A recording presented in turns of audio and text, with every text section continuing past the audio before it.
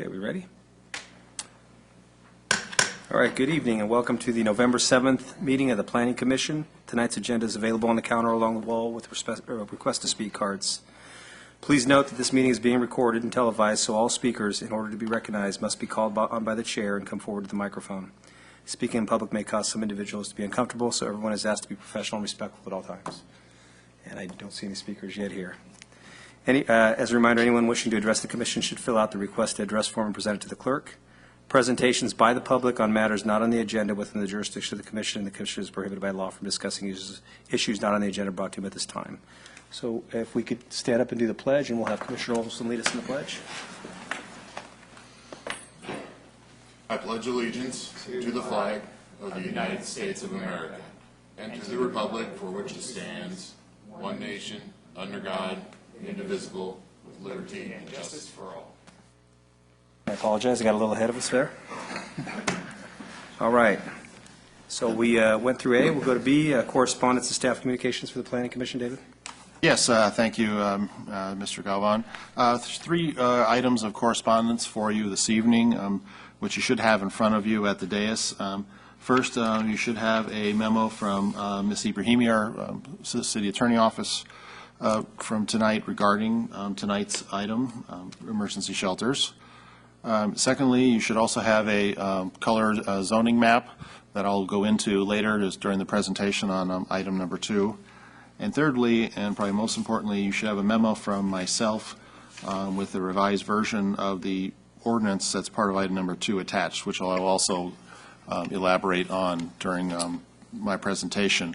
I also would like to introduce Talia Mike, who's sitting over there with Katie this evening. Talia has joined our staff fairly recently and is here to see some cross-training on how the Planning Commission works. And she certainly will clerk some of our future meetings without no doubt. So I'd like to welcome her. And welcome. So I think we're just getting the map passed out right now, David. So. And we will display that, and I will go over it with you when we get to item number 2. Okay. C, any disclosure of ex parte communications at this time? None. All right. We'll move on to the consent agenda. Item number 1, consideration and approval of the minutes from the October 17th, 2013 Planning Commission meeting. And I'll look for a motion. I'll make a motion that we approve the minutes. We have a motion by Commissioner Moore. I'll second. Second by Commissioner Liebig. All those in favor say aye. Aye. All those against? Any abstentions? Okay, the motion carries. So we will move on to the regular agenda. Item number 2, David, the public hearing regarding proposed municipal code amendments and additions pertaining to emergency shelters. Thank you very much. We are here tonight in a public hearing regarding a proposed ordinance that would make some changes and also some additions to our zoning ordinance as they pertain to emergency shelters. We are seeking the Planning Commission's action on approval of a resolution tonight that would recommend that the City Council ultimately adopt the ordinance as before. By way of background, the Commission will recall earlier this year we went through our housing element cycle, and which our housing element was finally approved by the state last month. That included a program to update our zoning ordinance as it pertained to emergency shelters. Additionally, some of the other commissions and the City Council have been over the summer entertaining, and ultimately last night council taking final action on a homeless action plan for the city, and one of which the action items in there is also to update our emergency shelter ordinance to get it to where we really feel it needs to be today. So tonight what we're hearing for really is a follow-on to two other significant policy endeavors that the city has undertaken earlier this year. Under our present zoning ordinance, emergency shelters, which were put into the zoning ordinance after the passage of SB 2, which went into effect back in 2008, they are allowed in most of our residential zones, and essentially that is the limits of our zoning ordinance currently. The proposed ordinance that's before you tonight, which was also workshopped at the City Council last night, would change those zones by which shelters where they would be allowed, either on a permitted basis or a conditional basis. It would also establish requirements for management provisions, and also some development and operating standards for shelters. The map that's in front of the screen for you tonight was something we put together after I spoke with Commissioner Moore earlier today. Wanted to sort of geographically demonstrate those zones by which shelters would either be allowed by right or on a conditional basis. Those properties that you see highlighted in the blue and the purple are light industrial and limited industrial zones. Those are the zones where, at least in theory, shelters under the proposed ordinance would be permitted by right, albeit still subject to the operating and management standards. The areas that are more lightly shaded in gray are our M2 and M3 and C3 zones, where shelters will be permitted on a conditional basis. And you can see that the other areas of the city in the aerial photo where there's no shading or zones where shelters would not be permitted, going forward. We wanted to show this, graphically. There's no shelter, site, in mind. We're, certainly looking at this hypothetically, but graphically, this does show the extent of where, at least theoretically, shelters, could be entertained under this particular ordinance.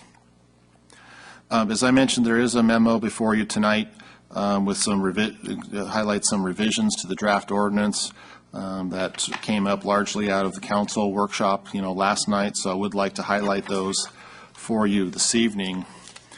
We have added definition for an emergency shelter, which largely tracks state law, and that's located it's in the red text toward the bottom of page 4. And we've also included a definition, also near the bottom of page 4, for a daytime services facility.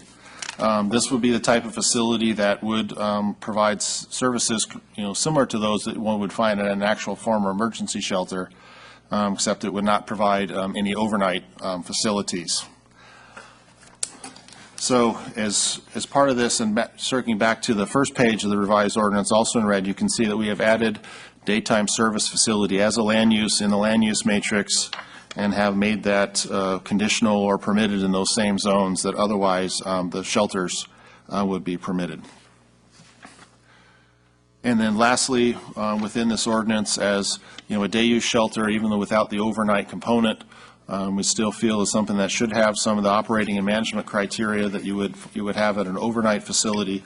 So we have identified, in the ordinance, those portions of it that would be applicable to a day use facility that still did not have any nighttime or overnight stay capabilities.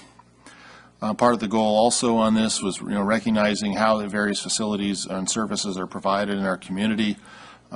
We have provided in the definition of a daytime services facility a strict exemption for those facilities that would provide services on what we mean by an incidental basis.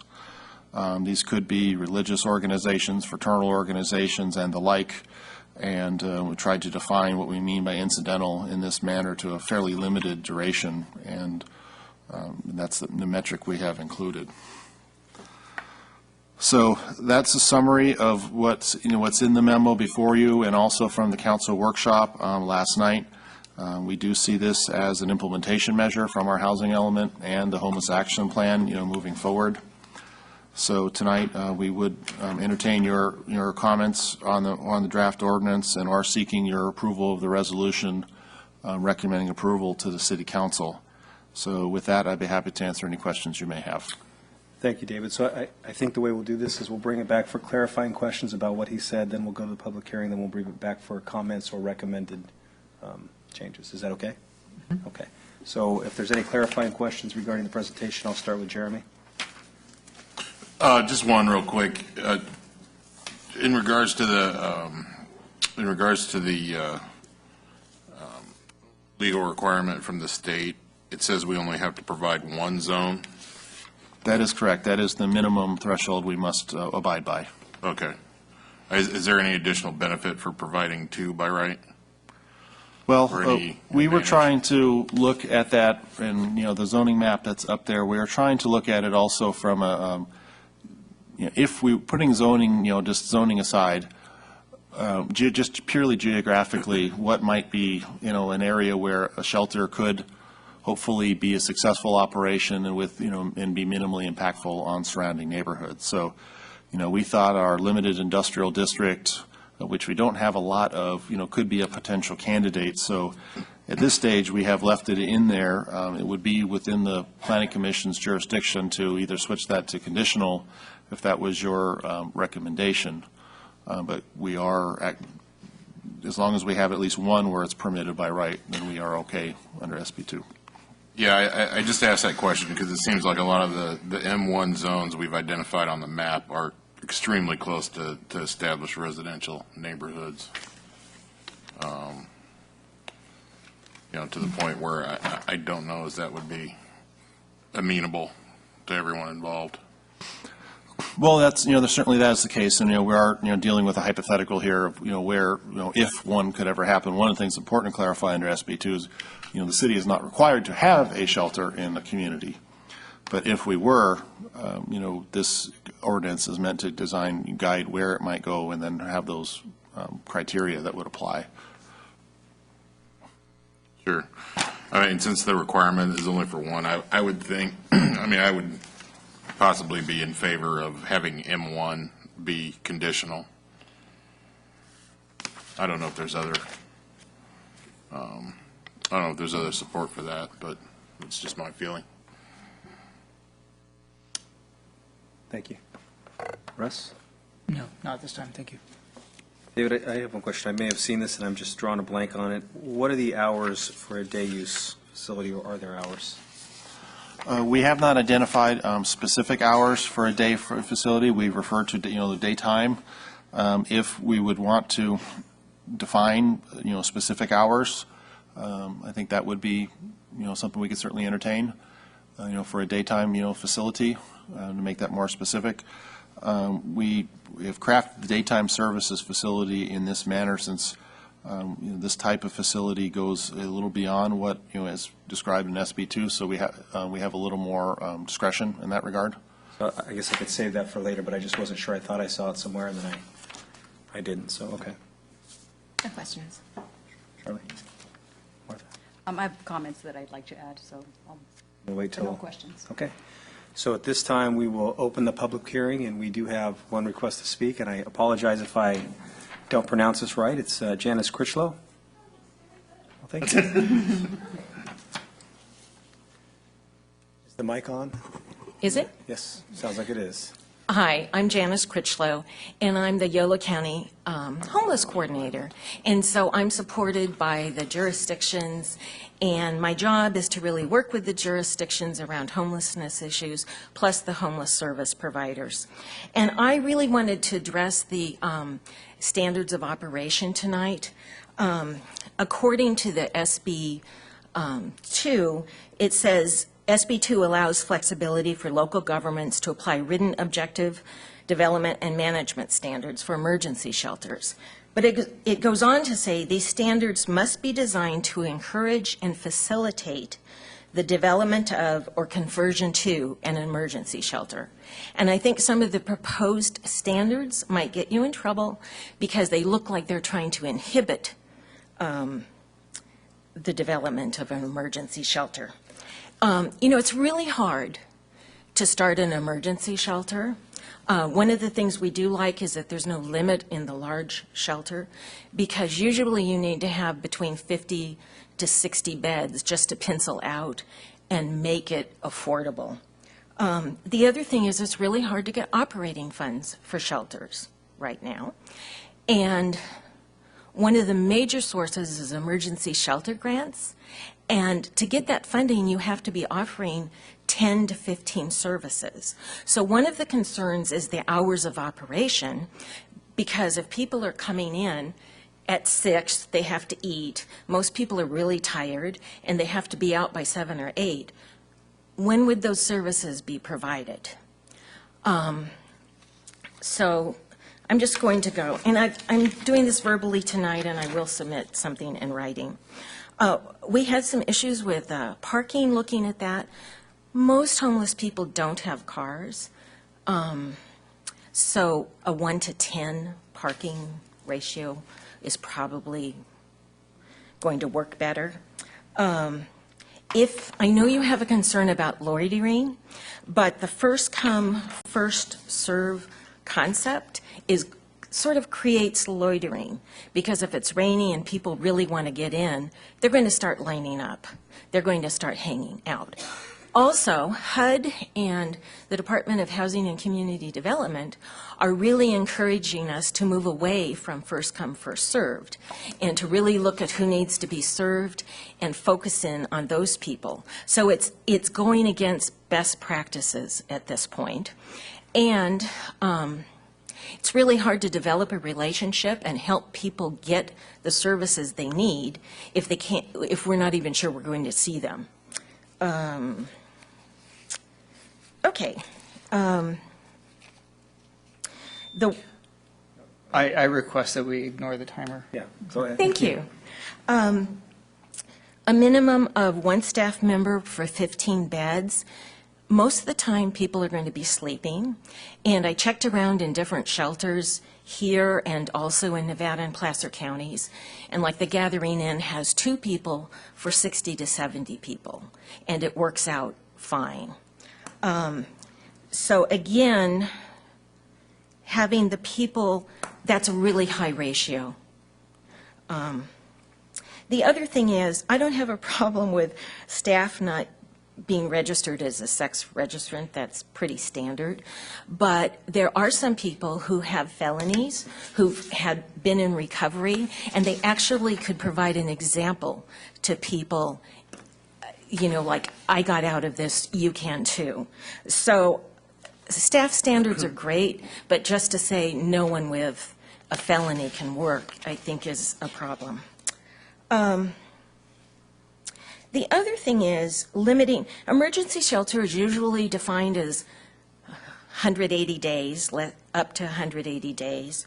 So by suggesting 120 days, you're arbitrarily cutting off some time that might take for people to get their SSI applications in, to get a job, to really, if people are really working with them, to change their lives. It's not to say that a lot of places don't have a lower limit, but for you to be that prescriptive, I think, might be an issue. The suggestion that says the manager's area shall be located near the entry to the facility. If you're building a building, that might work, but lots of times agencies are rehabbing an agency, and it just might not work out on the site to have the manager site there. So perhaps that could be a suggestion. And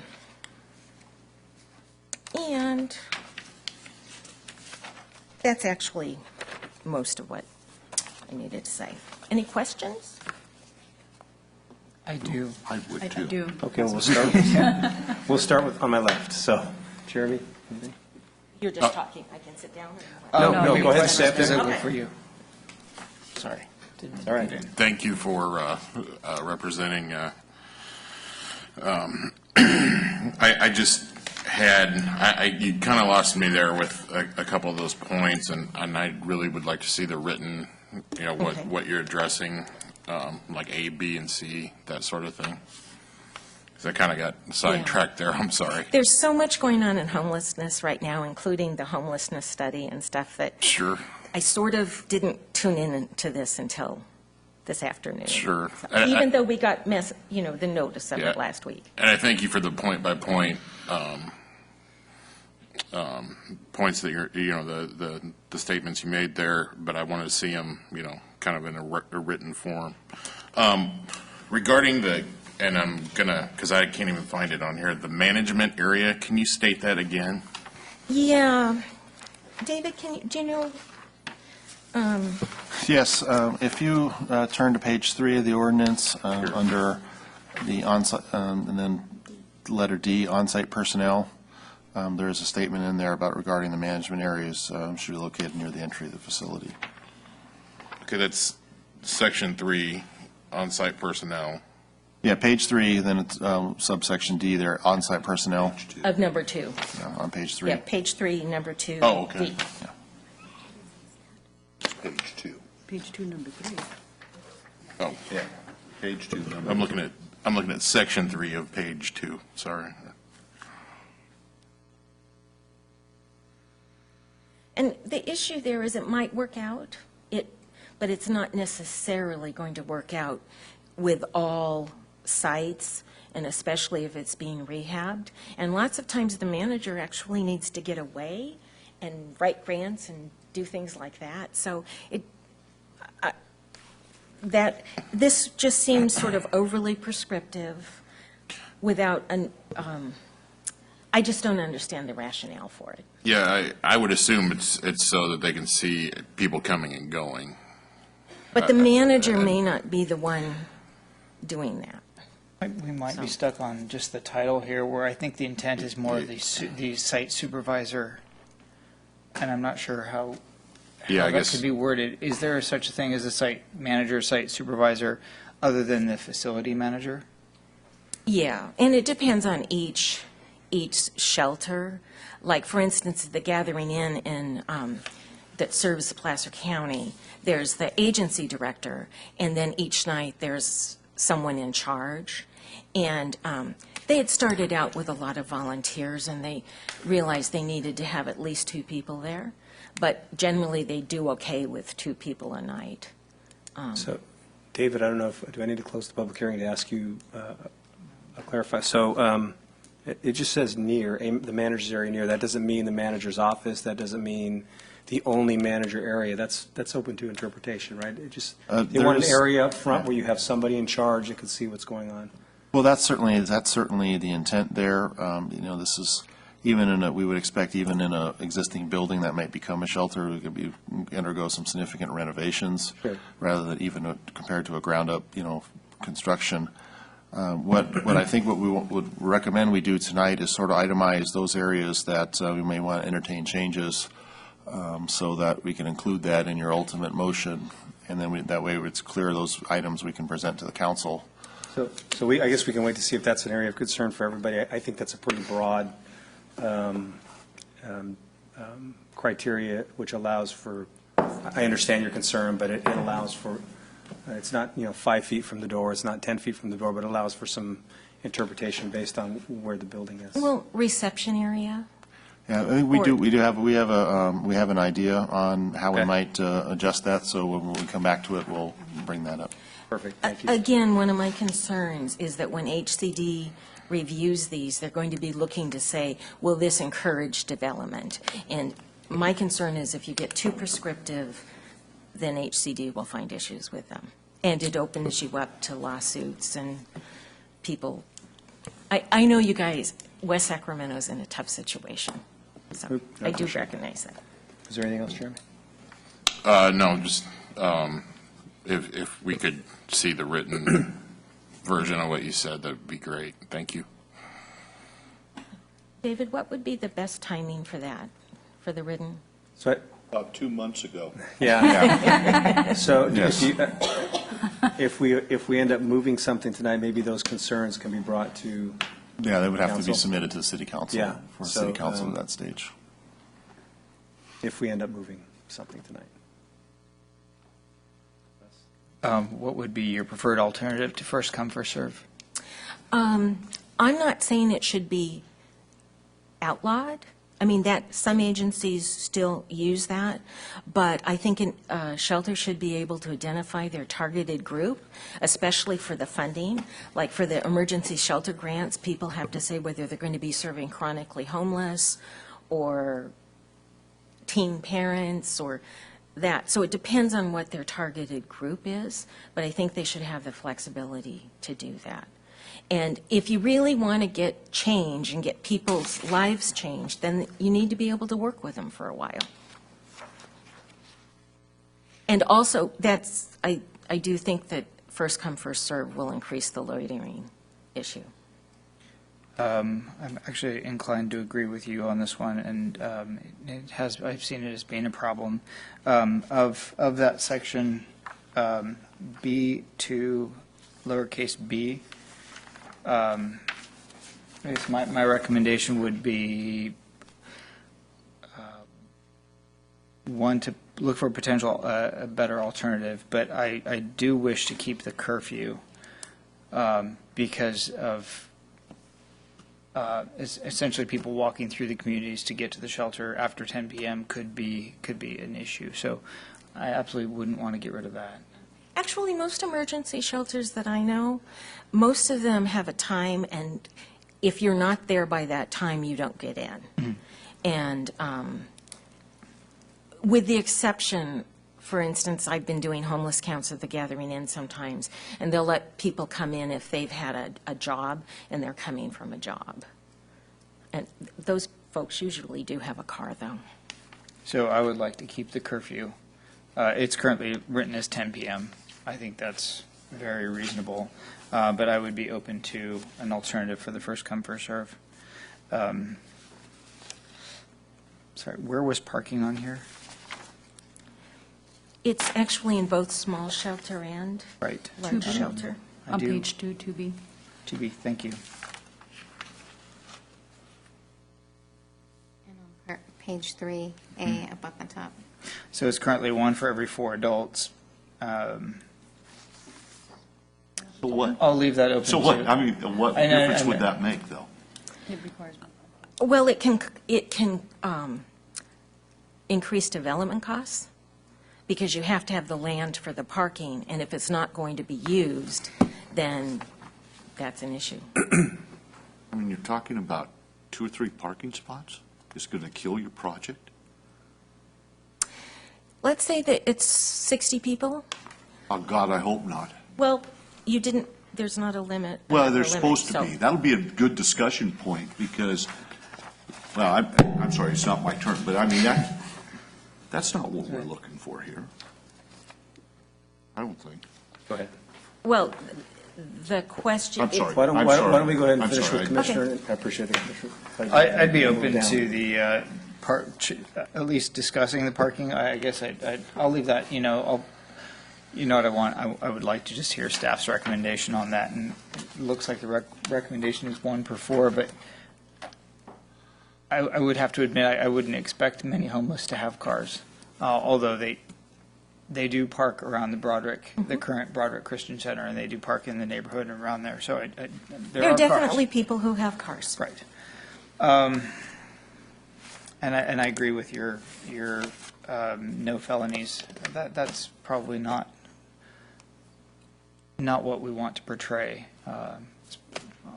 So if we're into assisting, I think that they're equally able to assist and work at the facility. That's it for me. Otherwise, I think the staff did a very good job on this. So I just have a couple quick things. One is, I'd like to entertain the idea of setting the hours for the daytime shelter.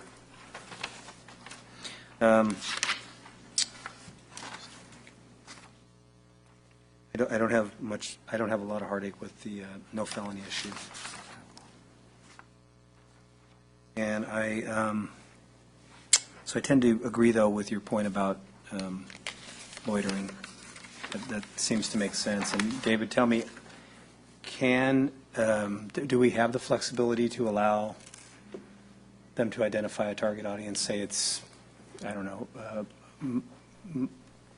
whether it's with small children and sort of a pecking order to that, or? Are you referring to the first come, first serve Yes, language? I am. If the commission is, troubled about that, we would recommend just striking that completely, the first come, first serve language. So it makes sense to me to give those folks an opportunity to sway from that. So, yeah, I'd We would be in just- favor of striking the first come, first serve. I'd like to hear how everybody else feels about that as well. And since we've already passed the left, I'll just ask Russ and Jeremy how you feel about that. Well, the root issue there, I think, with the loitering is how close is it to residential? I mean, I'm not as concerned about loitering if it's, kind of out in the open in a more, industrial type area where there's more room. But if it's right up against someone's, personal residence, then yes, I have a huge problem with the loitering. And would entertain the Striking the language. well, I mean, minus getting rid of the by right zoning close to the residential, then yeah, I mean, we should do something to mitigate the possible loitering problem. My concern is actually not so much of the loitering as much as it is to the effect on job hunters, and employed homeless who have to then hurry to get back to the shelter in time to make sure they get in line to be able to get into the shelter. And that could actually harm their ability to keep or look for a job. And so that's actually the main reason I was opposed to that one. However, part of that bullet is the curfew. So please don't strike the entire thing. I'd like to keep the curfew. Okay. So I'll move to Jennifer. Thank you. One of the, may I speak? Did we close the public hearing? No, we didn't close the public hearing. Sure. By allowing people to come back, it becomes a very good management tool for a lot of shelters to say, you need to be doing this, you need to be looking for work, you need to be, you can establish that, and then we will hold your space for a certain amount of time. And so it actually helps increase movement toward a productive life, and it's a tool that the shelter can use to help people move on. Jennifer? I don't have any questions for her. Okay. Charlie? Where have you been? I mean, honest to God, I'm sitting here going, here's our county, we've been working on this for all these months, and you show up the night of the hearing? Why haven't we heard any input from you or the county until tonight? Well, there's a couple of reasons. One is I've been working with Louise Collis on I have providing. no idea who that is, but okay. Louise, Oh. she was working on the Oh, I know homeless who study. that is. So, and I attended almost all the public hearings on the homeless plan. Not last night, but the plan and the study.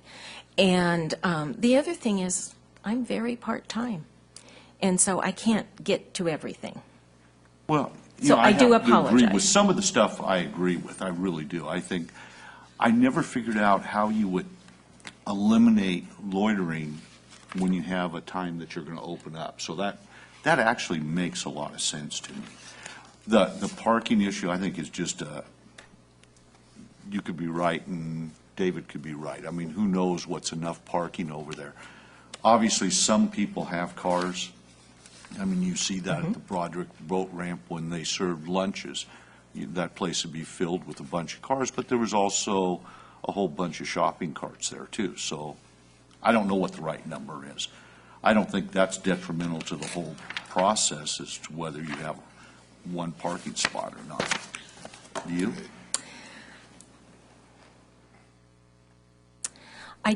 It's so hard to finance these buildings that I would have to, I will go back and research that with people who've worked on actually building shelters and see how much difference it makes.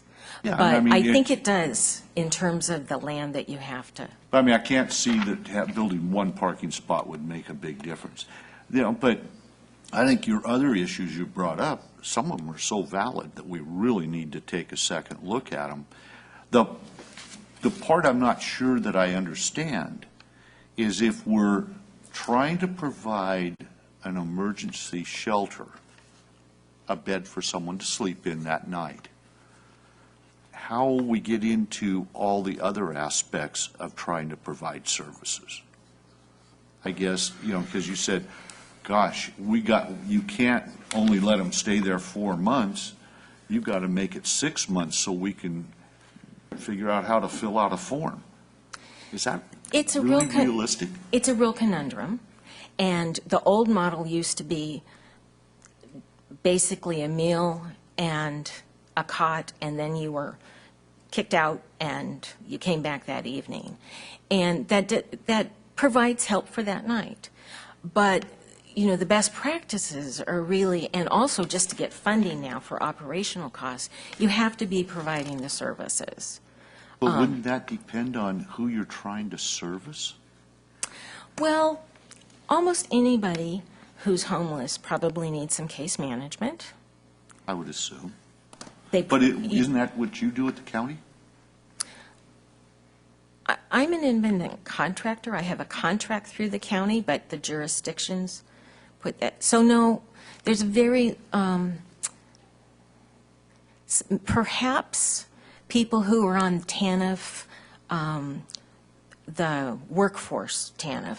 I think they have some case managers. But other than that, most people aren't necessarily getting case management through the county. Unless they have a mental health issue that's been identified as fitting the Mental Health Services Act criteria. So those folks get a lot of But I mean, services. it just seems to me that you're asking, we're trying to provide an emergency shelter for a place for someone to have a bed at night, and you want to take it to a whole nother scope and make it a full-service facility open 24 hours a day? Is that what you're saying to us? No, because not everybody, for instance, at the shelter in Fourth and Hope or Yellow Wayfarer Center, they actually have room to house 78 people, but they don't have funding to serve 78 people. And so lots of times when their funding's low, they're not providing as many services as when they can, they get a special grant and then they can provide more services. So most shelters really don't have the money to stay open 24 hours. But there needs to be some time. One of your requirements is you're providing referrals and you're helping them move into permanent housing. But how is that going to happen unless you've got some time during the day to do that? That's not something that really can be done at midnight. Or it could be, but it's probably not going to work out real well. But I don't know, it just seems to me that, do you think all these shelters that provide a bed provide all these other services also that you're asking us to provide? Or asking us to ask the person to provide? I guess I'm asking that it be allowable, not that that all of them have to be done. But for instance, in a lot of both the shelter, which is a nomadic shelter in Placer County, the Gathering Inn, they also have a grant to provide rapid rehousing services. And they have a day resource center. And then Hospitality House in Nevada City, or Grass Valley, they also have a rapid rehousing. And What does that mean? it means that they can help people who are homeless, and they provide 3 to 6 months rent. They can provide move-in costs, and so it helps people go from homelessness. Because a lot of people actually can make money, but they don't have the money to pay their first and last month's rent. They might not be able to afford utility deposits. But that's getting way beyond trying to just provide a shelter, isn't it? Well, but when those shelters actually are providing that because they can't get people out of homelessness if they can't See, I provide. thought that's what David was trying to provide to you in this revised version where we're going to have the daytime services facility. And that just came in last night, right? The first time I saw that was when I arrived here tonight. Yeah, that was the notion that was discussed at City Council last night, so we have been trying to incorporate that into the ordinance based on the council's direction from last night. It's before you this evening. So we've attempted to define that type of facility that would provide those daytime services, but without an overnight component. Well, it would allow them to do that if they wanted to. I mean, we have the nighttime facility, the shelter, and then if they want to, they could also start doing a daytime operation also. Yeah, presumably that could be co-housed. Yeah, Or the day shelter could just be separate. that's possible also, I would think. Can I ask a I'm question? Regarding just using as a model for a facility that is in our town already, it might not be the perfect model, but it is working, is the Broderick Christian Center. They currently provide services to homeless, including a library and computers, and I'm not sure what other training they have. I assumed that was separate from their shelter, but it is still housed at the same facility. So I imagined that they would both be in operation, even though they might be permitted slightly differently. That was my interpretation. Am I misinterpreting that? Just to clarify, Broderick Christian Center has not had an overnight shelter, previously. Correct. They did have a daytime facility, and that was the building that burned down, a few years ago. I'm not clear on exactly what services They they're are providing. building an overnight facility, though, right? They have plans to do so. Correct. So it's my understanding that they would operate the overnight facility and maintain their daytime, even though it's not covered under this, but using them as an example. So conceivably, could one facility do both, is what I think that's what you're asking. Is that allowed? Could under it the serve as ordinance? as an overnight and then in the day convert to a daytime service? That certainly is, conceivable under the same roof or in like two separate buildings on the same property. Can we make that clarification in the ordinance? Are there hours? Well, I don't see any prohibitions, but I hear what you're saying. You want to spell that piece out, or? There are think that- hours. Something- They're required, currently they're required to vacate, and in my mind, I was thinking that was just the bedding area, Right. but that the facility could continue to operate. That's how I To would provide services. imagine it would work, too. In some areas, the jurisdictions actually like people to be able to stay in the emergency shelter during the day because then they're off the streets and not having as much impact. So to answer your question, though, I will send David a copy of the emergency shelter grant application where it asks them to list all the different services. And I've done debriefings with Housing and Community Development, and you don't get full points unless you have 10 to 15 services for the emergency shelter. So it almost, you almost have to offer them if you're going to get funded. So it really becomes a funding issue as well as a best practice issue. So the funding issue for the folks who would bring that, but not the issue for the city as far as being graded on the ordinance? Any lawsuits that may be brought? I would think if there's no way to provide those at the shelter, it would be an issue. I appreciate that. I think that this is broad enough to provide a lot of those, but I hear what you're saying. Thank you. So we'll move. Russ, did you have anything? Oh, we're past me. Were you done? I'm done right now. Okay. That was Charlie's. Martha? I know, but you were, I'm done. you were weighing in there at the end? First of all, thank you very much for being here today, and I understand you're part-time, so this might have hit your radar today, but it's important for us to be able to get some insight as to the requirements to be eligible for a grant, sustaining a shelter so that if one is open, established, it is maintained properly in the community. And then, working with the homeless population, I really get that trying to, do some outreach and establishing a rapport, getting them in the door could be really difficult in itself. So, trying to keep them there and having the staff to cultivate that relationship so that they move out of being a homeless individual, and there are chronically homeless individuals that are camped out, into, a place where they're going to, live off the streets. And I just wanted to go over your recommendations again, just to make sure that I captured them correctly. And I'm not going to go over all of them, but just a few of them. The parking, the 1 to 10, I wanted to make sure that would not be, or the 1 to 4 could be a barrier for a grant opportunity, and you would recommend 1 to 10? Yes. Okay. Again, I'm willing to do more research on that. But I think on the small shelter, the recommendation is 1 to 4. And Yes. then on the larger, it's 1 to 5. And just Okay. the experience of the shelters that I've talked to is that 1 to 10, actually, they have plenty of parking. They have plenty of parking, okay. And that's good to know. Extending the hours, I think is a good idea based on what you suggested, and I think it looks like there's some consensus to do that at this point. The other area that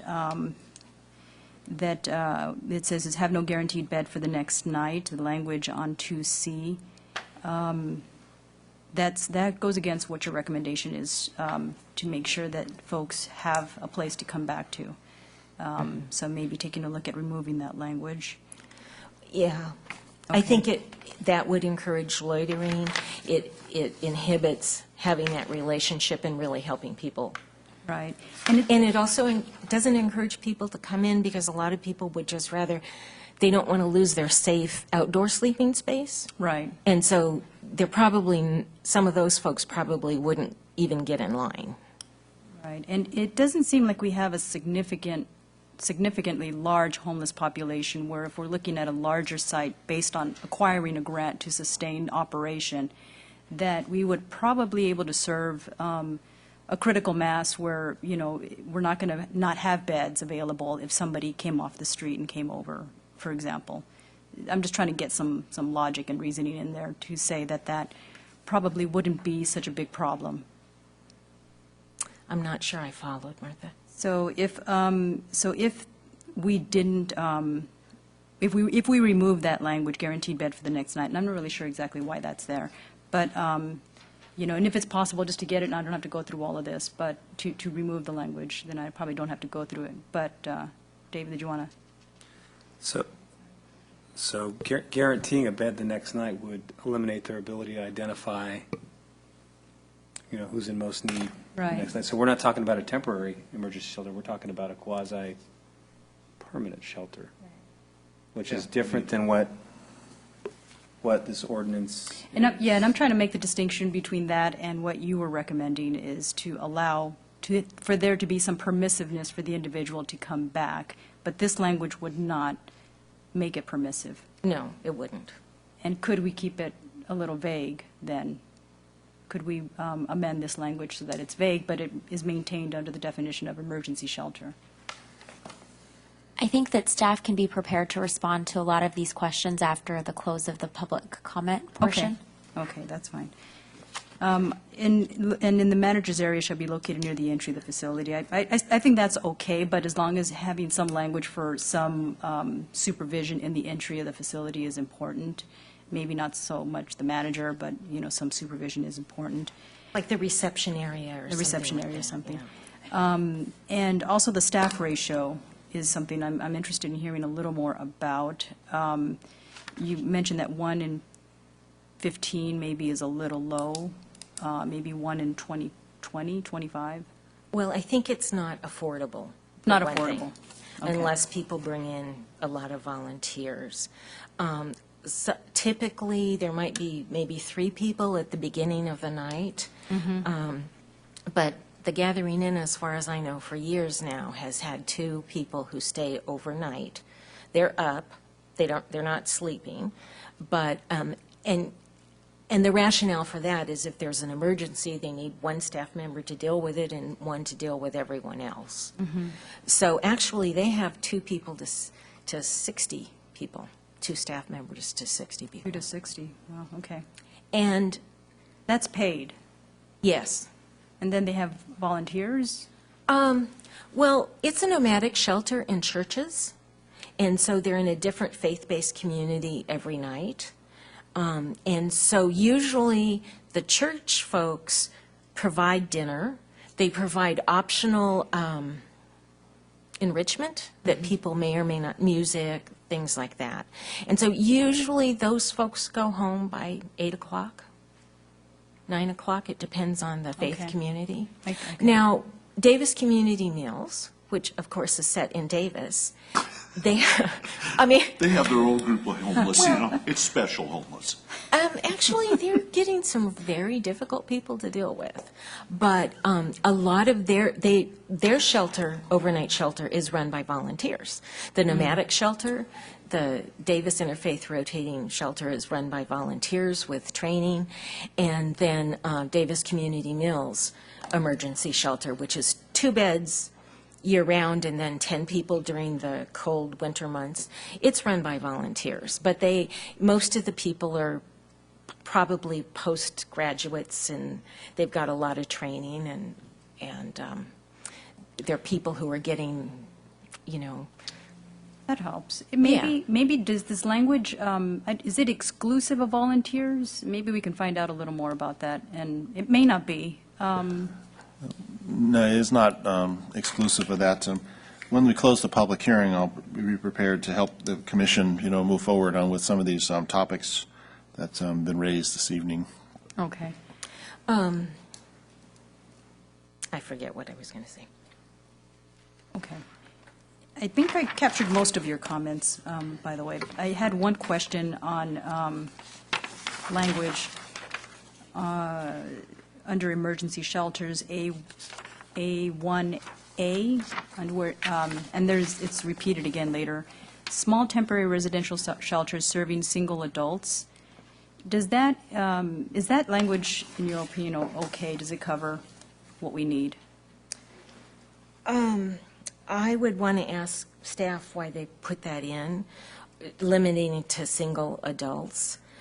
What I know is that most shelters, if it's probably not going to pencil out, and it's not going to be an affordable shelter to make. So it's nice that it's in there, but I don't know that it would ever be used or built. Okay. So I can find out more. Okay. Would maybe saying serving, well, we can't require them to serve families, but maybe just saying serving homeless individuals so that it can be more inclusive? Yeah, or a lot of times it's individuals and families. A lot of Individuals and shelters serve both. Right. And there's separate areas for the families. There are separate areas. Like Yellow Wayfarer Center, there's a women's dorm, there's a men's dorm, and then the cafeteria becomes the sleeping area for the families. Okay. Okay, we'll talk a little more with staff about that. And that's it. Thank you.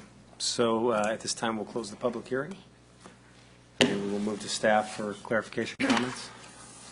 Okay, so I would propose to I have several notes here from the items that have been raised this evening about some potential changes to the ordinance, and what I would propose to do is we'll go over each one of those, and then I would propose to present ultimately to the City Council a summary of your recommended changes, to the ordinance that has been presented thus far.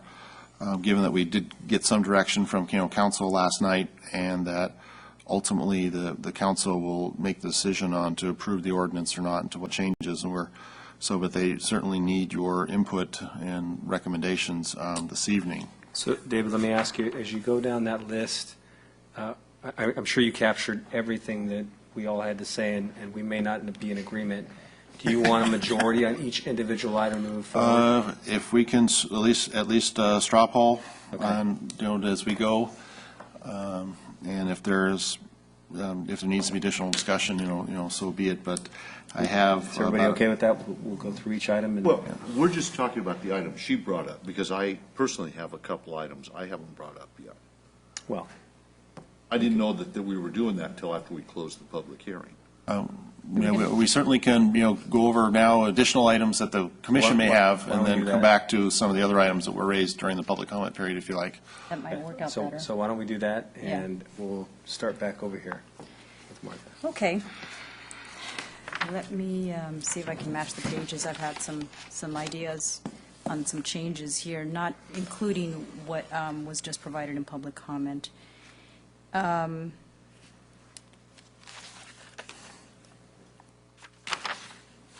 did have some changes on the definition of who's going to be served, and I gather that will be talked about a little more later.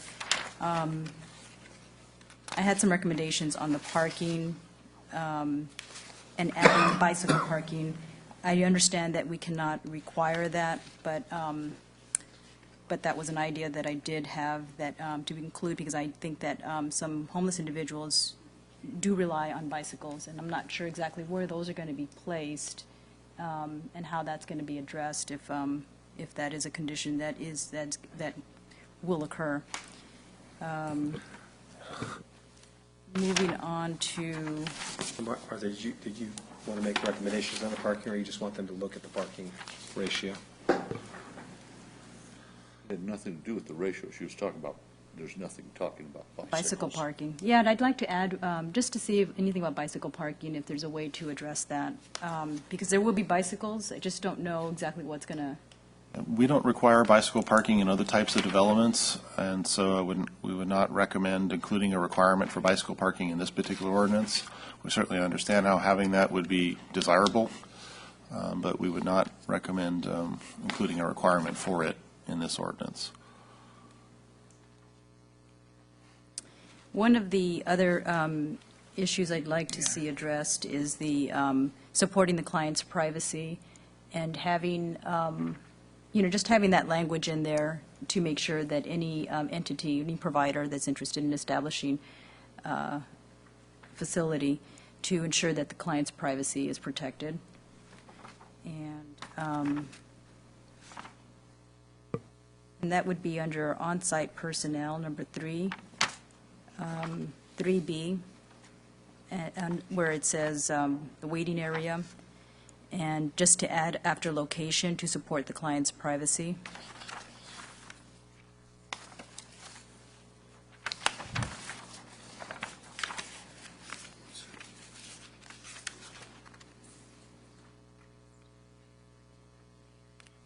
Going into number 2 under development standards, 2C, I was interested in having, in any outdoor storage, adding a second sentence, maintain an area indoors to secure personal belongings. It was outdoors. Is it indoors as well somewhere else? Yeah, I read it somewhere. Sorry. I read personal belongings, but I read outdoors somewhere. But if it's in there already, we can strike that. And under 2F, again, the waiting area, if intake of clients is to occur on-site, ensuring the client's privacy, adding the language after on-site, ensuring the client's privacy. Under shelter management plan, C, I'll read the sentence. Small and large temporary residential shelters shall submit a shelter management plan to the city prior to commencing operations or with a permit application, whichever comes first, and shall remain active throughout the life of the facility. Any changes are subject to review and approval by the city in consultation.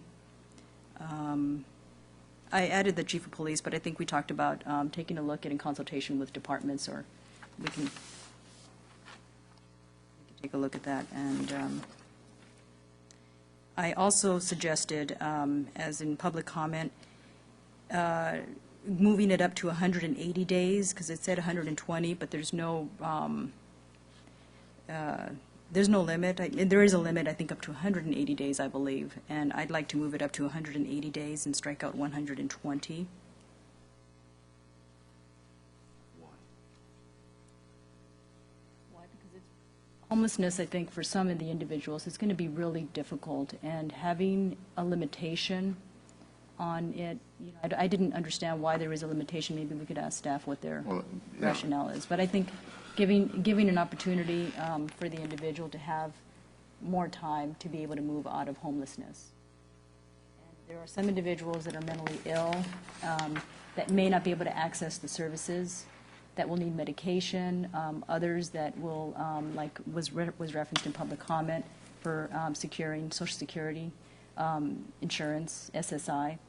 That requires a period of 6 months to maintain medical history, strong medical history, and there could be some advocacy in that part after that time for that individual to obtain SSI if they have a disability of some sort. A lot of our single adults have not had Medi-Cal. They will be eligible in January, of those that are up to 138% of the federal poverty level. And this is a good opportunity for these individuals that if they now enter into emergency shelter, that they will be having that time to be able to get Medi-Cal and then also, try to get SSI as well. So that would help them to subsidize their residential placement in the future. So I really think that for those policy reasons, that 180 days would help certain individuals, not all, but certain individuals who may have some conditions that have contributed to their homelessness. Under shelter management plan, number 3, adding a sentence after service providers that they shall post client eligibility requirements and hours of operation if that's necessary at this point. And then number 7, did I move the numbers around? Well, it says under service providers shall establish standards for responding to, it says emergencies. I wanted to add to on-site security risks, and then move on with emergencies. And then moving farther down, service providers shall implement conditions and/or measures to maintain the quiet, on-site security and safety, loitering control and cleanliness of both indoor and outdoor premise and the vicinity of the use. So to add the words on-site security and then there's safety, loitering control, and cleanliness of both indoor and outdoor are the extra words there. And number, where it says, number 12 is here on my paper. I think I made some changes. I'm not sure exactly where it's at, but it says service provider shall establish affirmative measures to, no, I wanted to add a number 13. The plan shall be based on best practices and include, but not limited to, a list of services, ongoing outreach to the West Sacramento homeless population, good neighbor communication and coordination with local initiatives, such as the Safe and Secure initiative that West Sacramento has. Client transportation support is recommended for access to supportive services. And those are some of my recommendations. Martha, Yes. could you point out where you were on that? Because, Yeah. and second, I want to check and make sure you're looking at the same packet that we are. Okay. 13's a bit shorter than that. Oh, you know what? I'm looking at the one from the council. Yeah, I know. Maybe I'm the wrong one. I was looking at the one prior to council, so that's why I'm a little mixed up. Okay, so which one were you referring to? The last one. Okay, so under C, shelter management plan, I added, after number 13, number 14, which would be the plan shall be based on best practices and include but not limited to a list of services, ongoing outreach to West Sacramento homeless population, a good neighbor communication, and coordination with local initiatives such as the Safe and Secure initiative. I'm adding the 14. She's adding it. Adding Oh. this. That's why you don't have it, because we're adding. Okay. Client transportation support is recommended for access to supportive services. Okay, I thank never you. found 7 when you talked about Oh, 7. sorry, 7. Here's Okay, what mine says. yeah, let me take a look at that. Okay. Let me just match what I have here. Service providers. So,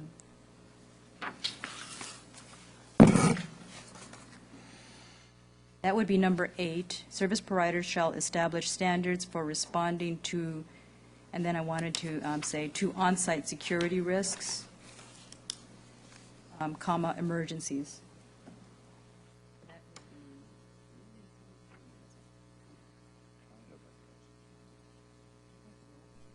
This is the new one. There should be the same there. Now into this one? Yeah, that would be an item number 8 we want to add. Commissioner Guerrero is recommending that we add that phrase on-site security risks into item number 8 under the shelter management plan, which is near the top of page 4. Now I have too many papers. That's it? That's okay. Commissioner Moore.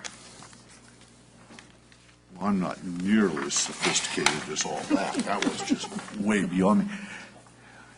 You ready for these high-level ideas I have? My first comment is, we talk about how many people should be a staffing level, but a staffing level to me needs to be 2 at a minimum, no matter how many people are on the site. And nowhere in here did I read that we would have 2 people. It says we'll have 1 for 15 beds, but you need more than 1 person if you're going to run one of these shelters. That is the 1 per 15 is certainly is the minimum that we are. And I'm suggesting that you have 2 people on duty no matter what. Just seems like if you have an incident, if something's going on, you need somebody to take care of it and/or get help, and one person sometimes just isn't enough people to have around. That So would if be, there's 10 beds, you still want 2 people. I even still though want it's 2 one person. people, just in case something happens. I Right. think you know, yeah, I mean, in my own case, I ran a repair shop, and even our graveyard shift had a minimum of 2 people on duty just to protect everybody that was on site. So I think that I would like to see something dealing with the minimum level on site. I was reading in this little thing from the state that we received, Yes. you know, your little letter from them? Yes. And about the 1, 2, 3, 4, the 5th dot down, it says written and objective standards may be applied as specified in statute. And it says in here that you're supposed to say something about the maximum number of beds that would be allowed. As soon as we can specify can, a not- maximum. Well, that's Yeah. fine. So, you know, because I mean, to me, that's kind of important also. I mean, I don't know that I care if we have 20 beds or 50 beds, but shouldn't we have a level that establishes a maximum number of beds? What's the maximum number of beds allowed in Davis, Rancho Cordova, somebody that's similar in our size?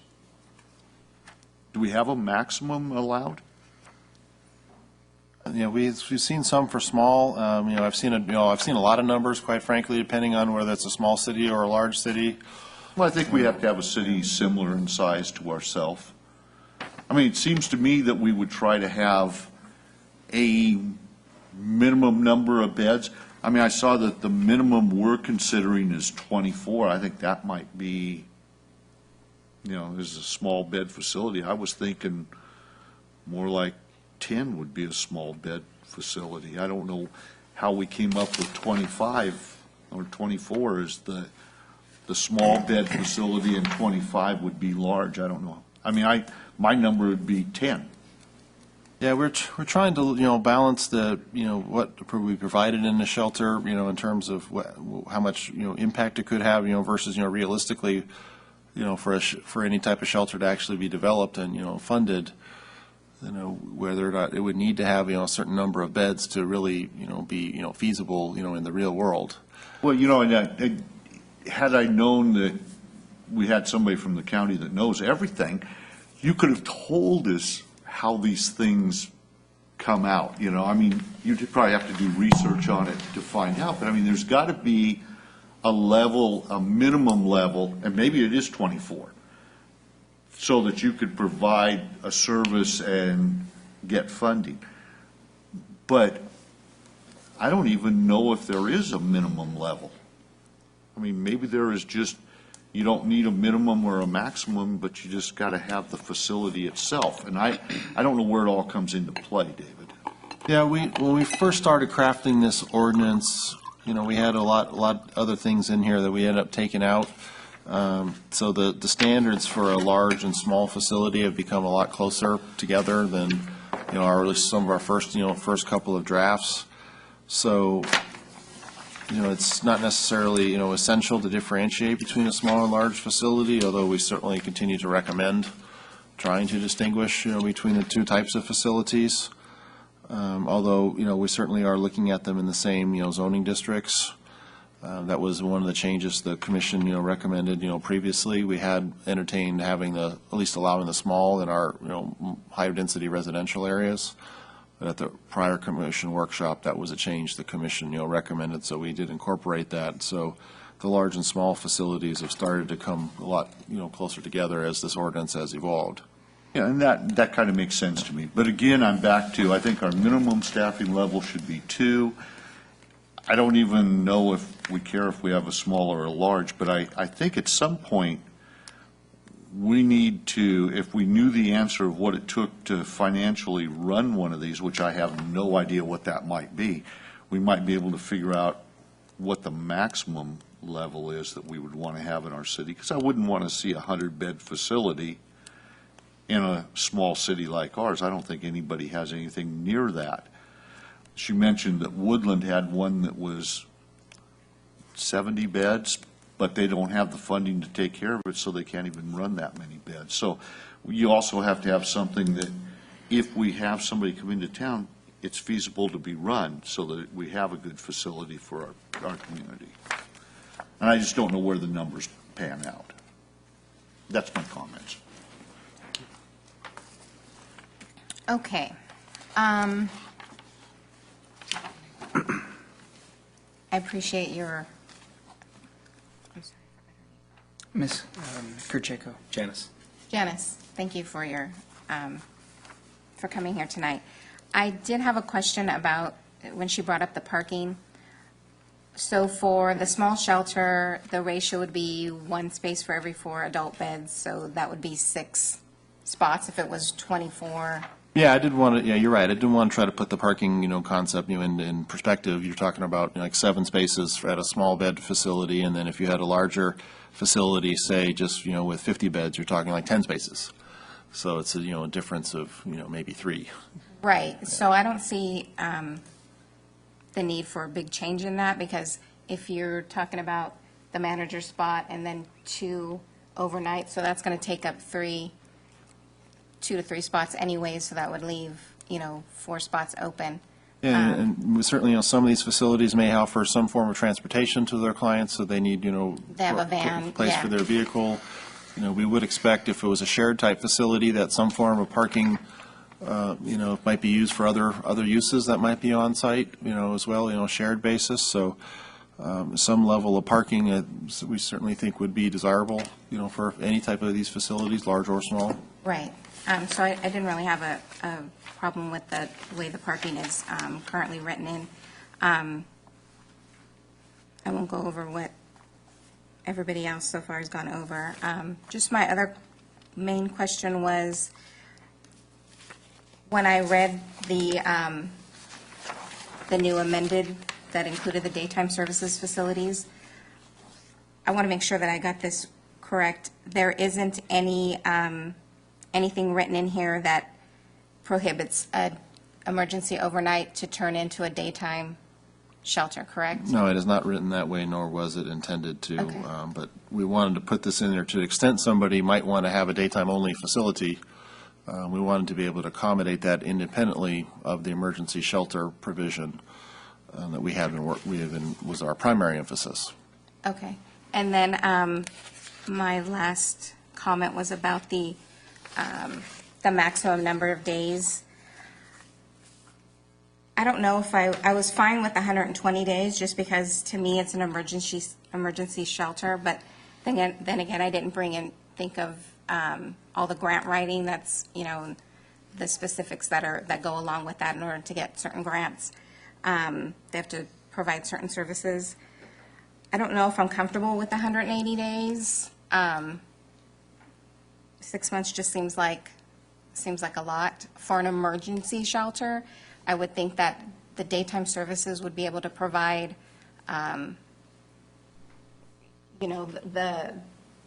the staff at the daytime services would be more likely to provide them the ability to get on SSI or Medicare or whatever. I don't see that happening at a nighttime shelter that's only open from 6 p.m. to 7 a.m. Unless they're coordinated with the daytime shelter. So that's my comment. So I don't have anything major additional than what we've already talked about, but I do have a question. So I'm trying to wrap my head around the 6-month deal. If you have a 24-bed facility and those 24 beds are going to be used every day, we're talking 120 days or 6 months is a maximum end. And somebody's going to be in that bed, whether or not it's the person who's there 6 months or it's the person who is there 120 days, 4 months. So Martha's telling us that, and that these services do take that long.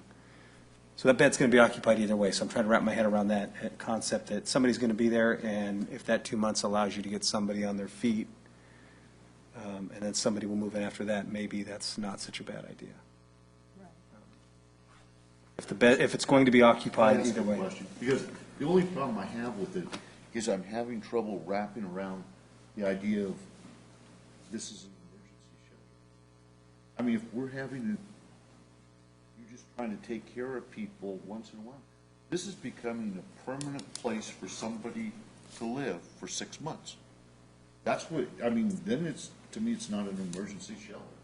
So I agree, even at 4 months, it's not, right? No, I know. I mean, I'm trying to figure out how you get around an emergency shelter concept.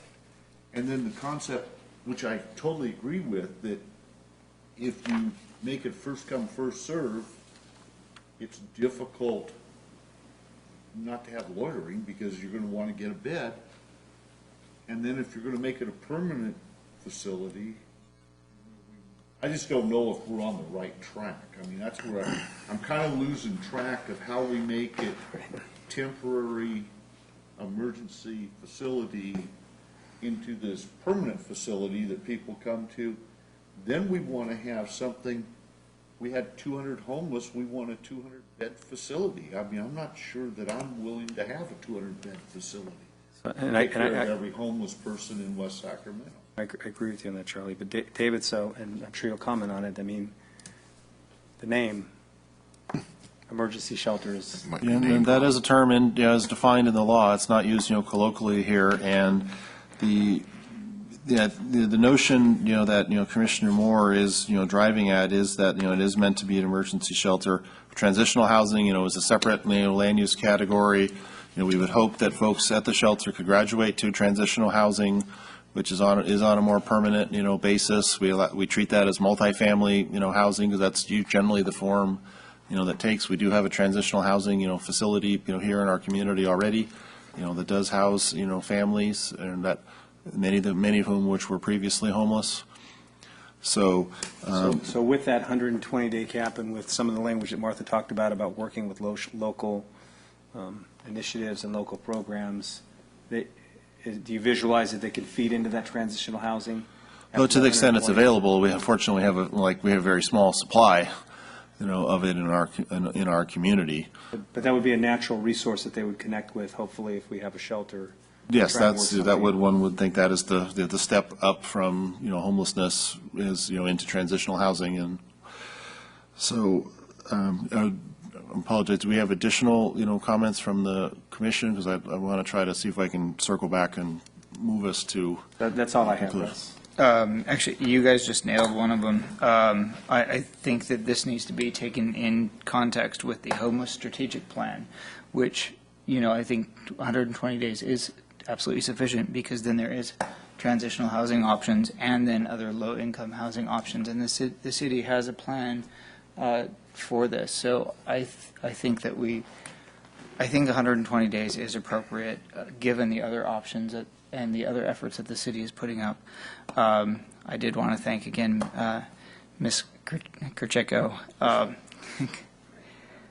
I'll get it one of these days. This is a workshop, and I appreciate your comments all the way up until the point where the mayor. We're actually we are here for a hearing tonight, seeking your formal action this evening, to clarify. I kept my workshop notes with me too, so I saw that. Okay. But all the way up until the point where it's accepted by the council, I think all comments are Yes. definitely welcome.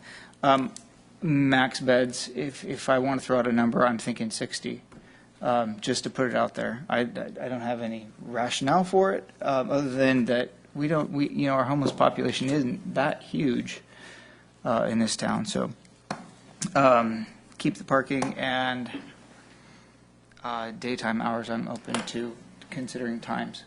So that was it, my comments.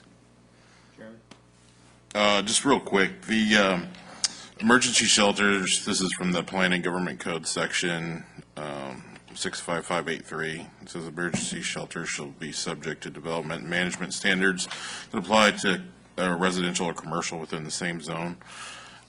Does that inhibit the parking at all? I mean, or is that? Well, parking is one of the unique parts about this, since we do look at parking on a land use basis versus, how the property is zoned.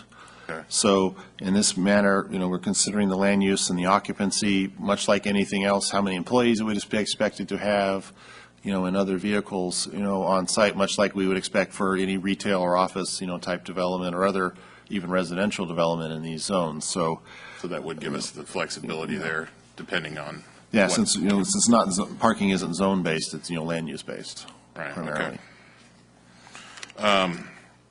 And then just kind of, we've,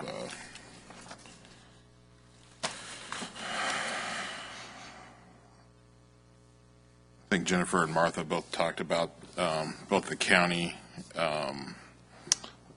programs that are available generally during the day. If we have any flexibility at all, I would like to see, something that encourages people to locate near or around the actual county facility where they would be able to get that help and be involved in those programs, or possibly some sort of a transportation plan.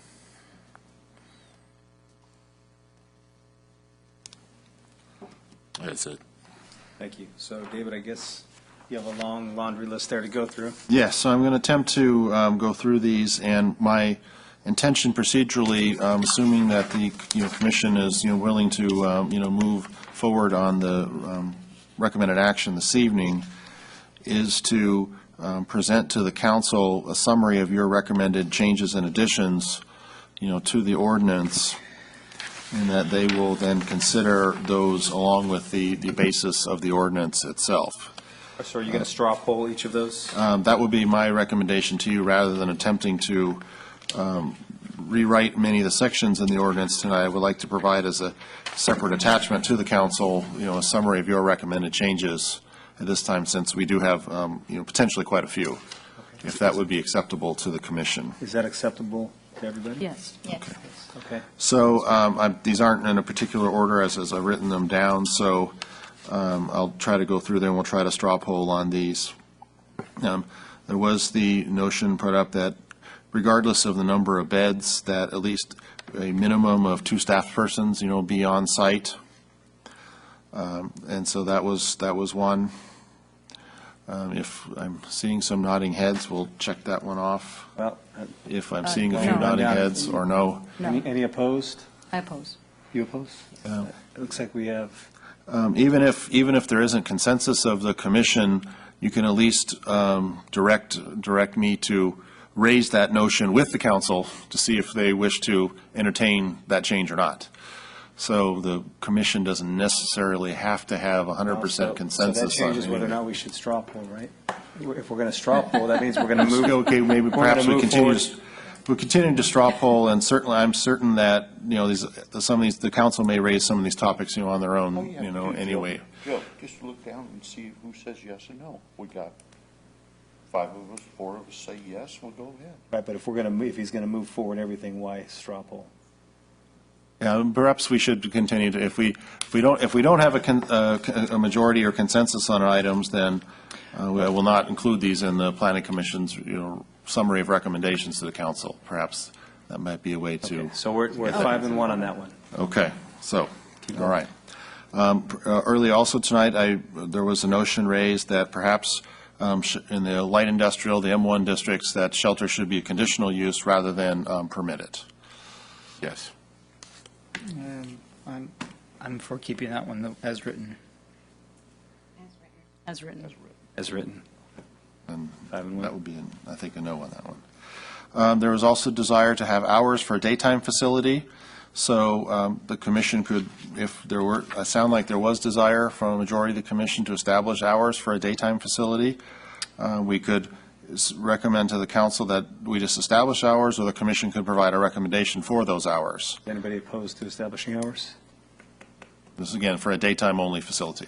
So we're all in favor of establishing hours, and I think we'll leave that, unless anybody wants to suggest it, leave it to council. Or we could provide a recommendation essentially of, basically like 8 a.m. to 5 p.m. is basically bookending the primary daylight hours, or, 8 to, actually, I'd like to go to 8 to 6. Does that sound right to everybody?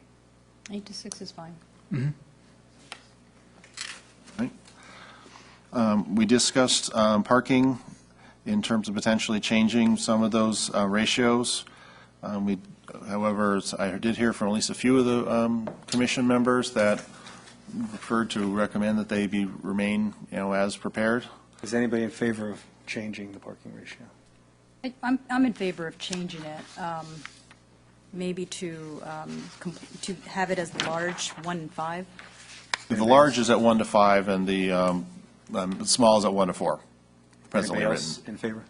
Maybe taking a look at exactly where we are on capping the number of beds. We haven't hit that one yet. I think we're at 5 to 1 against Okay. changing that Okay. either way, so All right. unless I'm missing it. All right. There was the notion raised about potentially striking the language as it pertains to the prohibition on having any persons employed there that were previously convicted of a felony. So is anybody in favor of keeping the language besides me? Yes. Two. So we're at an impasse on that, so can you raise that issue? We will raise the also? issue as Yes, please. a kind of as a neutral from the commission. There's the language, in the ordinance regarding the first come, first serve notion. And if the commission has concern about that, our recommendation for you to make to the council would be to frankly just strike that language entirely. Is there anybody opposed to striking that language? So we're in favor. I mean, again, but maintaining the curfew portion. Yes, yeah, we Okay. would maintain the curfew. We would just strike the first come, first served basis reference, and it just straight talks about clients, when they can be there and when they cannot be. All right. There's also the reference to serving single adults only. If that is of concern for the commission, we would also recommend that, striking that entirely.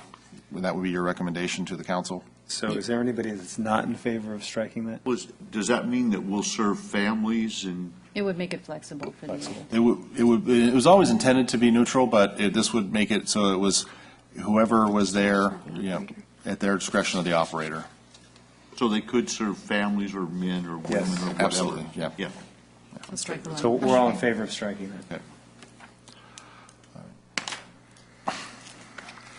And then I think the next one I had was regarding the maximum number of beds. If the commission wishes to recommend a maximum size for a large bed shelter, the notion of 60 beds was put out there to us. That does seem to be a reasonable number. We can move that forward if there's a desire to have a maximum number of beds, if we need to prescribe that, and if so, should it be 60 or another number? So is I'd anybody make a opposed? comment on that. My comment to you is I would like to see a maximum number. I think that kind of sets what we're trying to do. My problem is I have absolutely no idea what that Yeah. number should be. And that's why I had asked the comment about what happens in towns that are similar in size to us. I think my preference would be we recommend to council, you might want to look at that. And maybe by the time you get to council, you could find some information out that would help them. Yeah, we will do some additional research between now and council about other cities' ordinances, and to the extent they do have maximum number of beds, what is that figure? Maybe they don't. Maybe, you shouldn't. The ones have I've seen, that. some do and some do not. Yeah. And- I agree with that recommendation to explore that further. Instead of making a recommendation here, maybe providing some more background in consultation with our county representative. So is everybody in agreement with that? Okay. We're in favor. Right, now, a few more here that I have in my notes and want to make sure.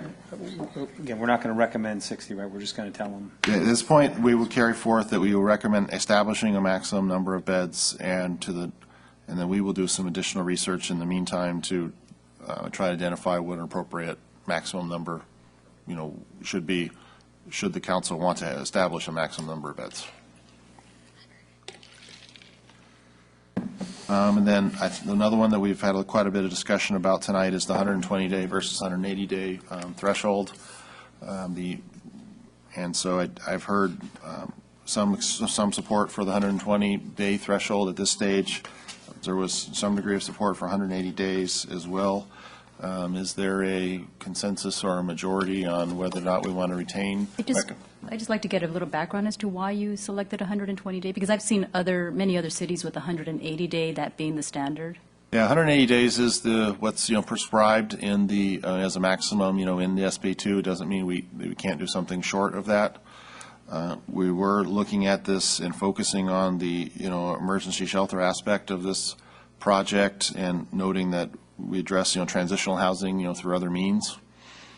But it certainly is a matter that if the commission wanted to forward the And you've also, change recommendation, we can, or can retain 120. I'm certain this will be an item of discussion for the council regardless of how this comes up. This is an important facet of this. and you've also described that there's limited transitional housing. How much as far as transitional housing in West Sacramento? How many beds? We do not have a lot of formal transitional housing. The Broderick Christian Center organization has some units of transitional housing, kind of kitty-cornered from its primary facility. There's not many units there. I don't recall how many, but it's certainly less than probably 20 on that particular site. And that's formally designated as transitional housing, at least. Can the ordinance be more specific to require them within that first 120 days to reach out to those transitional housing folks and try and start placing them instead of waiting till month 5 to start placing them? I don't know if it can be more May not specific. want to go to that. Okay. All right. That's just a question. So But could I make a comment? Because, if we're doing an emergency shelter, grab your heart, okay? I was thinking like 1 or 2 days is all you have them in there. I mean, I just lose track of how we got to 120 when we're having an emergency shelter. And then 180 is, I understand what we're saying here, that yes, it's nice we could try to get them all their stuff, but that's only providing we have the other part of the shelter there. And that's what I guess I haven't quite understood. If we're trying to provide emergency shelter for someone and we do it for a few days, that's nice, and then somebody else can come in. But if we're really trying to transition them, maybe this thing needs to be called something except just an emergency shelter ordinance. And that's where I lose a little bit of it, because I was just thinking to try to help somebody for a few days and get them going. And there's much more to this than I'm aware of, but I don't know how I would be aware that it takes that long. And then it's really not temporary. It's really a permanent shelter for the select few people. And I think the homeless action plan has addressed the shortage of supportive services in the city of West Sacramento, that they are mainly concentrated in the Woodland area, which is one of the biggest challenges for folks in our community To get them to Woodland, to get those facilities. to get access and remain consistent in accessing the services. But I think there is a plan, but I don't think it'll happen in the next 6 months. And it will ramp up. We're hoping to get those services out here in West Sacramento. I just don't know exactly what they'll look like. well, the proposition never started out at 1 to 2 days, right? The proposition's always been Yes, I mean, 120 the term days, at emergency least. is what's used in the ordinance, and it certainly is, has a colloquial meaning, as well. We certainly recognize that, it may take some time for a person to be able to move to a transitional housing, should that, and hopefully there are spaces, available. So, but we didn't want to go all the way necessarily at this stage, And the other thing I think is important on this, this is obviously an ordinance we're, working on and getting on, getting on the books. We certainly have the opportunity to amend it, in the future, as if we learn additional things that come along the way. We recognize that, this is also an area that gets into a lot of social issues that we don't always, really cover here at the Planning Commission in our kind of zoning and land use, rural world. And so, but focusing on what's happening on homelessness matters as a whole with the city's homeless action plan that's gone through an amazing level of analysis and stakeholder work, and the work that Louise and the other stakeholders have done on that is, I think, should be commended.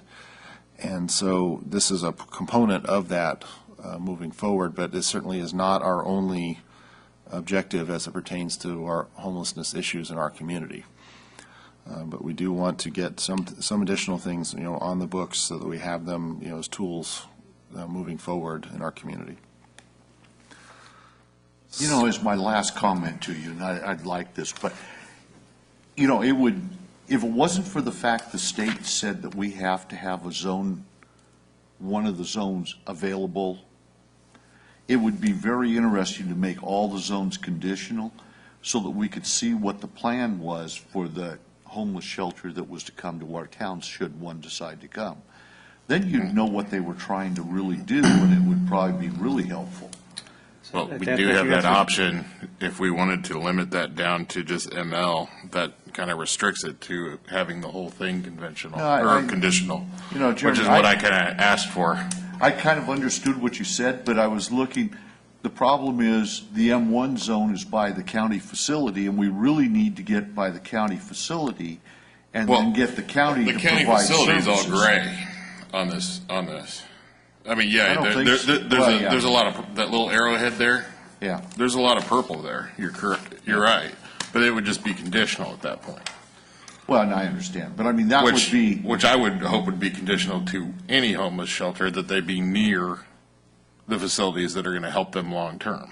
and that, not only do we need to be close to the facility, we need to have the county to provide the resources we need to help our homeless people, because we have trouble having enough over here all the time to do that.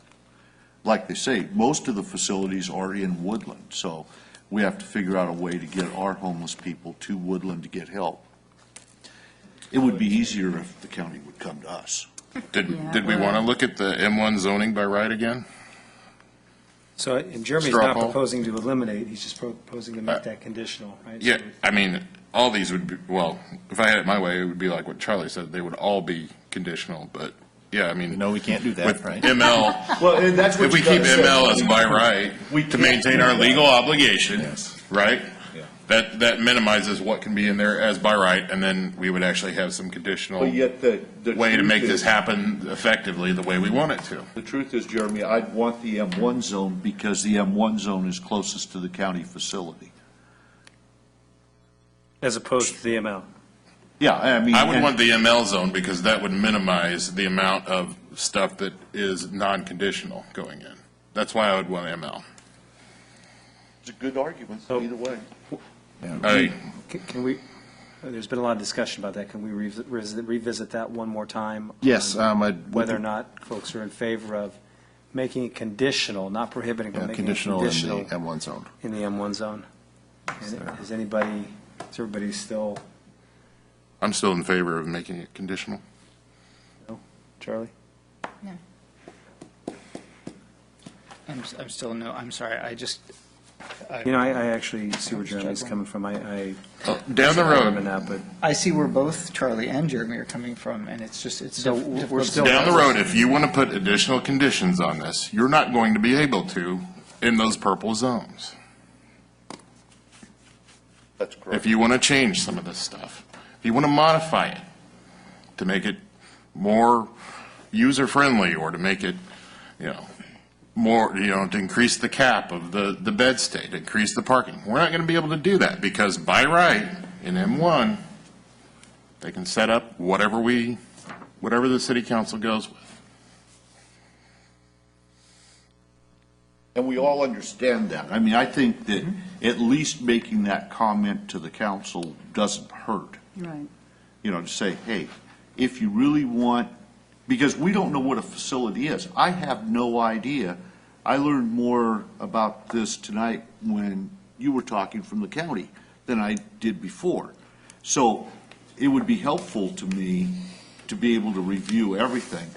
But I don't know that the council wants to do that. But I think it's at least wise to tell them that's an option Right, to at least provide the recommendation to the city council, even though we don't have that straw poll on this particular one, if that's something you'd like, I wouldn't mind that recommendation. I'm more than happy to put in the staff report that there was discussion about Why don't we do that? whether or not, M1. We should just have one zone. Yeah. And that would be Because- ML. And I expect that that will be part of the discussion anyway, since we are, at least now, the way it's written, doing one more zone than we are legally required to do. But, we're looking, trying to look at geographic, and I definitely understand where, your Commissioner Olson was going from, and looking at the map. And even though we're looking, talking about a hypothetical, facility, we would certainly hope that, or expect that a facility would be, sited in an area where it made the most sense and was accessible to other services. We would not hope or expect that it would, be placed in a far-flung location where it would not be a successful, facility because it frankly just wouldn't be accessible to the clients it was desiring to serve. So, And I appreciate Jeremy's point about fitting into that area of the community as well, with the folks who live around there, but, so you are going to raise that discussion then? yes. Okay. And that certainly is, I certainly not with, I can even, looks like it could even have been considered at a 3-to-3 level, so that means I can advance that to the council on that level. So the last point that I want to try to see if we have direction on is the 120 versus 180-day, threshold. So is there anybody in favor of changing the 120-day threshold? We're probably in favor of 2, huh? Okay. Was it? Just thought I'd ask. No. I mean, if you have multiple emergency shelters Well, it's a maximum. Like, say if I Charles. have 2 There's or a- 3 The minimum could be 2. in Right. town, doesn't that make it a 360-day threshold? I mean, what mechanism is in place to prevent them from just moving? I think it's probably perhaps somewhat unrealistic that we would have multiple, shelters in town. I mean, it's right now, it's not certain if we would even have one at this point. To imagine to have 3, I mean, these are facilities that are heavily dependent upon external funding, and there's just not a lot of that out there. So this is just a cap on the back end. It's up to the shelter, correct me if I'm wrong, to allow folks to stay.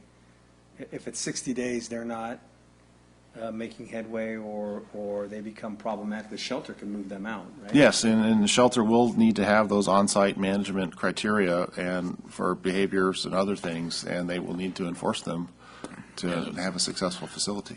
I was just curious how that would work. It was just kind of Well, I mean, I guess hypothetical, really. Yeah, theoretically, if we had, 3 shelters, people could, bounce from place to place. We'd certainly think that might not be a very likely scenario. Never have to have a job. So is there anybody in favor, of the moving to 180 days? Martha, Charlie? Is that a yes? That's a yes, I don't care. No. I'm a yes. No. So we're, Jeremy? No. So let's advance the motion or the discussion, and we're at 3-to-3 on that one. All right.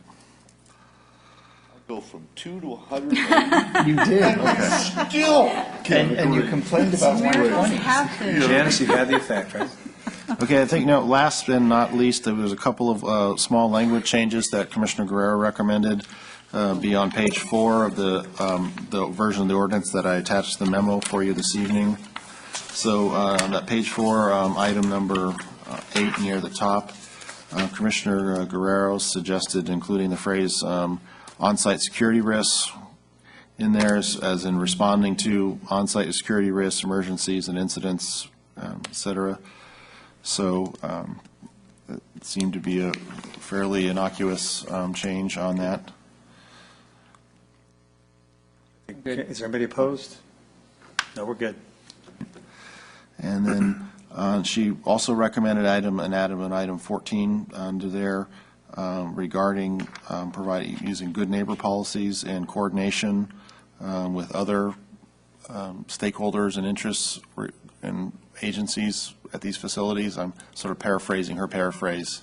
Want me to phrase it again? If you would not, if that would be the desire of the chairman on item 14. Is there anybody opposed You want me to just- to that, and maybe you can provide the Best direct language? practices, all of that. I don't even know what she was talking about, but it sounded very good. Sounded like she wants them to coordinate with all the other services. It so sounded very let's- impressive. I think we're all for that. Okay. I think at least take Yeah. the city Speak for council to everybody. take a look at it. Okay. Yeah. So I believe those are the items that I've heard was this a little evening. Can you remind me, did we agree on at least 2 staff? Yes, We did, yes. yes. There was a majority in favoring I just want to that. make sure we captured my comments. So it was, okay, so Commissioner Rivera had a few more, and I didn't have an issue with any of them. Okay. Did anybody have an Any issue issue with with any of any the of my additions that comments? she discussed?